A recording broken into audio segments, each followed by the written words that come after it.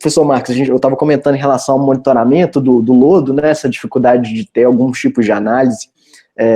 O senhor se mostrou interessado uma época por pesquisar formas, né, alternativas ou mais baratas de monitoramento da ET para a operação. Eu queria que o senhor pudesse comentar quais você acredita são os parâmetros fundamentais aí para poder fazer uma boa operação, e quais são correlatos, né, que você poderia utilizar para poder, digamos, serem mais baratos, né, para poder fazer isso de uma forma mais simples. Tá bom, é uma pergunta muito importante. Eu começaria a resposta dizendo a seguinte: nós temos que pensar qual que é o objetivo do nosso monitoramento. Porque nós temos um monitoramento que é para atender, né, verificação de atendimento a padrão de lançamento, por exemplo. Então, esse é um tipo de monitoramento. Normalmente com frequências mais espaçadas, vai depender muito de como que o órgão ambiental estruturou esse programa. Tá? Então, e ele é um monitoramento muitas vezes só monitora o efluente final. Aqui em Minas Gerais a gente tem monitoramento do esgoto bruto, do efluente tratado e temos também no corpo receptor, montante e jusante. Mas em outros locais nem isso, né? Então esse é um monitoramento que ele é importante, mas atende a designação para verificação de cumprimento à regulamentação. O outro monitoramento é para controle operacional. Aí vai depender muito do processo de tratamento de esgotos, né?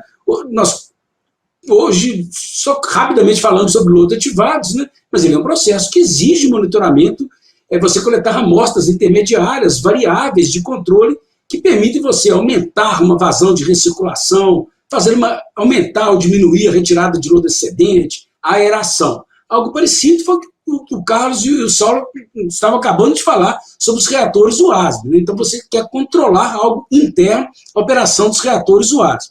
Nas lagoas de estabilização que nós discutimos, os sistemas naturais, o monitoramento é mais simples também. Mesmo a variabilidade das concentrações ao longo do dia ela é menor.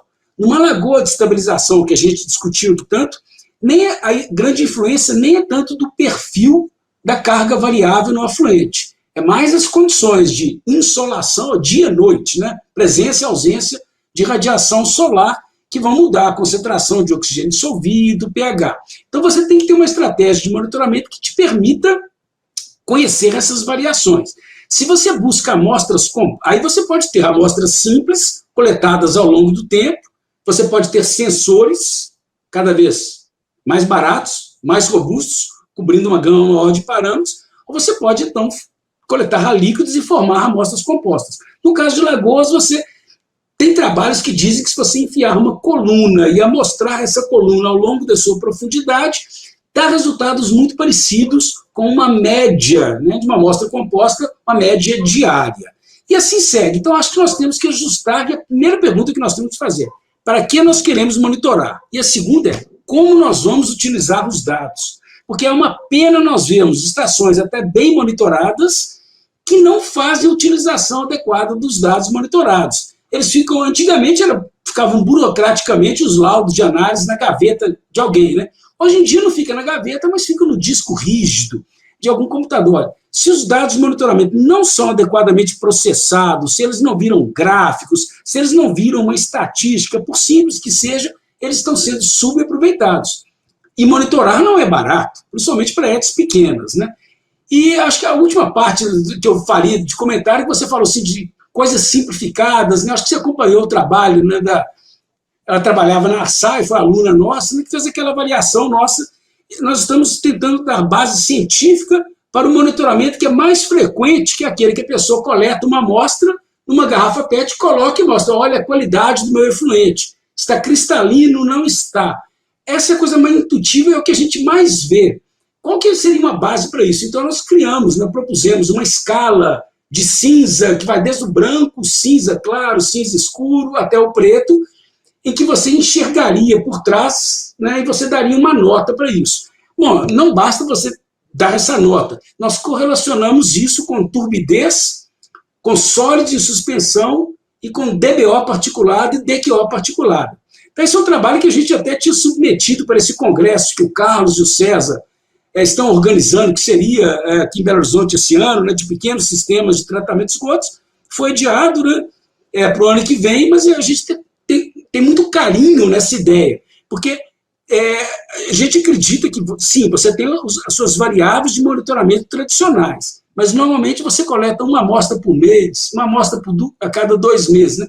Isso é pouco. Então a gente também acha que você deve complementar por algo que você consiga medir. Toda vez que o operador for à ET, se for uma vez por dia, 2 vezes por semana, ele faz essa determinação. Então, ao longo de um ano, você vai ter aí 50 amostras, aí você consegue uma maior confiabilidade estatística. Mesmo que com parâmetros mais simples, quase de graça esse tipo de determinação, mas pelo menos você passa a ter mais robustez para a interpretação dos seus resultados. Então, colocar na balança e somar as duas coisas, monitoramento tradicional com essas outras tecnologias. Né? Você faz isso, tira uma foto do celular e o operador que está lá já manda a foto com o horário e a data diretamente para o supervisor da operação, que ele pode fazer o tratamento disso, encaminhar para os órgãos reguladores.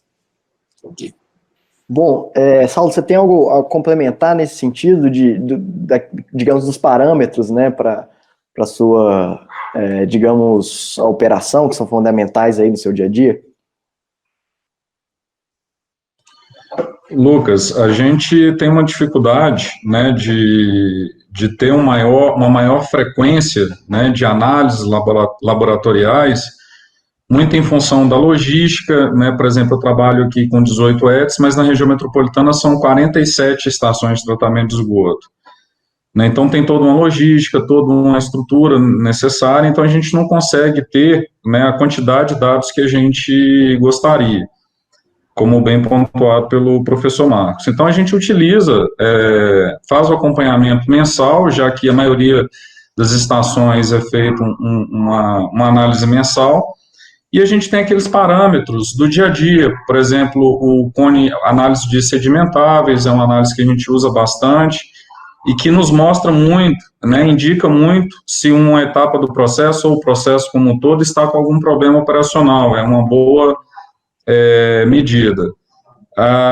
Inspeções visuais, que, né, sempre que a gente vai à estação, ou o próprio operador, então é muito nesse sentido. Mas o ideal seria a gente ter mais informações, e o trabalho comentado pelo professor Marcos poderá nos ajudar bastante, né, se a gente conseguir utilizar essa metodologia, né, visual para inferir resultados, seria algo que nos daria uma série de informações adicionais que seria interessante para o processo.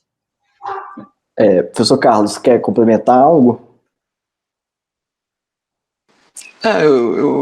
Eu acho que esse ponto que o Marcos colocou é muito importante, né? Para que você está monitorando, né? Qual é o objetivo?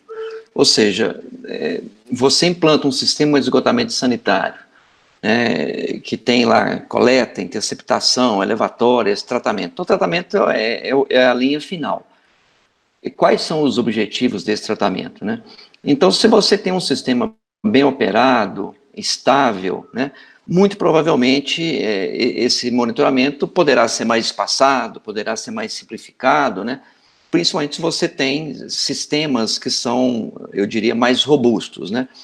No entanto, eu acho que o monitoramento para a condição brasileira, ele tem uma importância muito grande para verificar se de fato, né, a ET está sendo operada, né, para atender aquele objetivo para qual ela foi proposta. Né? Então tem um investimento e você espera um benefício dessa estação. Agora, a realidade de muitas estações é que a culpa cai muito na operação, né? Eu não gosto de imputar, porque eu acho que uma ET mal operada não é necessariamente por conta da operação. Ela pode ter problemas de projeto, ela pode ter sido mal construída, né? Então, se você tem problema de projeto de construção, o operador tem que lidar com aquilo ali. Então, não necessariamente é um problema da operação que a ET não dá o resultado esperado, né? Então, você tem que olhar. E tem muito problema também de gestão, né? Então, o Saulo mencionou en passant ali, né?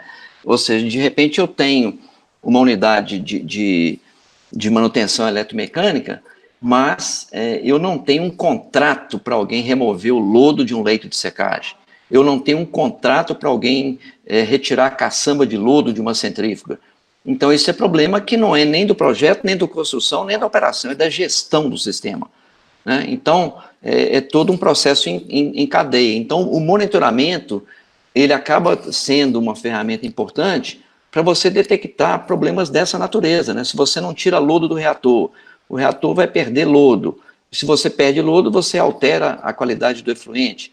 Então, você está cobrando, né, por um serviço que não está sendo prestado. Então, eu acho que, agora, um monitoramento, aí é uma discussão longa, né? Fazer monitoramento semestral, né?